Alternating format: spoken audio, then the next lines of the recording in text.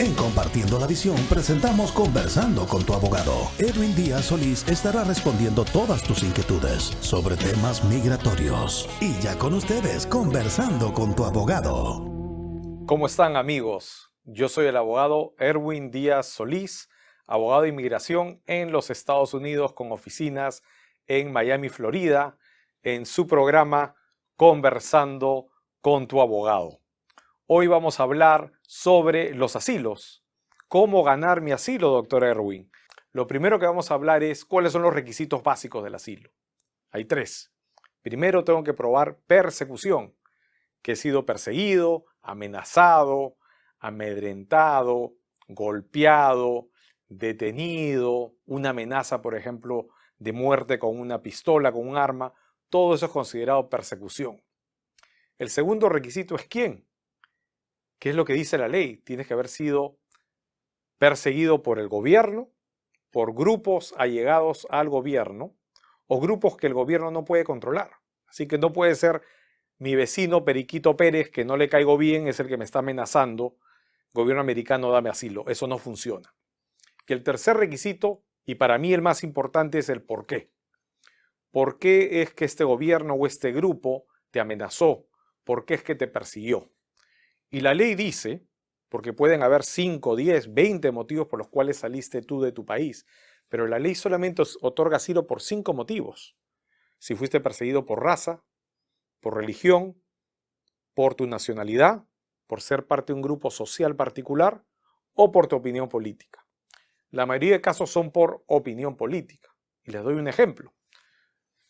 Yo soy una persona en Nicaragua que protestaba en contra del gobierno. Y por ende, vino la policía o vinieron los militares y me detuvieron, ¿no? Eso fue por mi expresión, por mi opinión política. ¿Okay? Y de esta forma hay diferentes tipos de por qué, pero es sumamente importante que tú puedas explicar el por qué, ¿no? Hay gente que me dice, doctor, yo pertenecía a este partido de oposición. Tienes que poder explicar cuáles eran los ideales de ese partido. ¿Por qué es que tú decides hacerte parte de ese partido? ¿Y por qué esos ideales te vuelven objetivo del gobierno? Así que sumamente importante, amigos, para hacer un resumen, necesito persecución, necesito quién y necesito el por qué.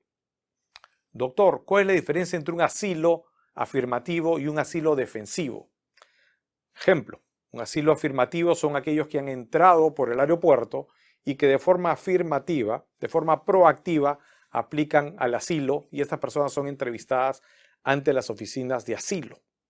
Por otro lado, hay personas, por ejemplo, que han ingresado por la frontera y estas personas van a pasar por un proceso de remoción, deportación y solicitan un asilo de forma defensiva para que no sean devueltos a su país. ¿Okay? La ley es la misma, el requisito es igual para la corte o la oficina de asilos. Siempre tengo que probar persecución, quién y por qué. Otra pregunta, doctor, ¿qué puedo hacer? Ya presenté mi caso. ¿Lo puedo reforzar? ¿Puedo mejorar? ¿Puedo mandar nuevas pruebas? La respuesta es sí. Antes de la entrevista ante la oficina de asilos y antes de la entrevista ante el juez de inmigración, puedes suplementar tus casos con más pruebas.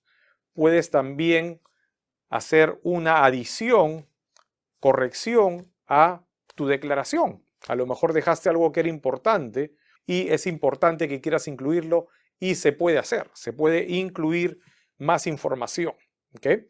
Y les voy a dar un tip, una cosa sumamente importante, especialmente aquellos que han presentado sus casos de asilo hace 2, 3, 4, 5, 6 años y que tienen sus casos pendientes.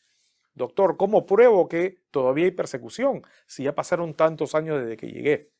Hay una parte de la ley de asilo que es sumamente importante que habla del patrón de persecución. Si tú puedes probar que hay un patrón de persecución contra un grupo de personas similarmente situadas a ti, puedes probar asilo. Y les doy un ejemplo. Habíamos hablado que hay 5 tipos de asilos. Asilos religiosos. Tenemos clientes egipcios que son cristianos que son perseguidos por radicales. Presentamos nosotros evidencia de que hasta el día de hoy este grupo de cristianos están siendo perseguidos y de esa forma han logrado obtener su asilo. Acompáñanos la próxima semana con más preguntas y con información interesante sobre inmigración. Muchas gracias.